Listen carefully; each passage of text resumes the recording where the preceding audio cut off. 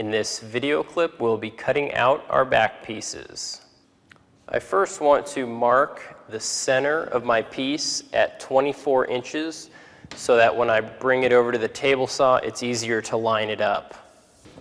Now I have it set up so when I move my plywood along the fence and I come up to that blade, my mark is in the center of the blade so that I'll have two equal pieces.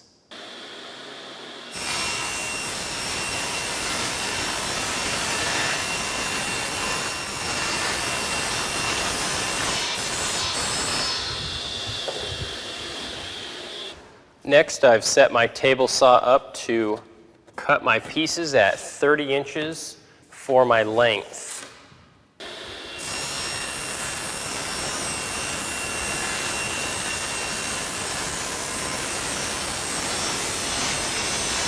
Now my two back pieces have been cut, and I also have those four legs that I've cut so far.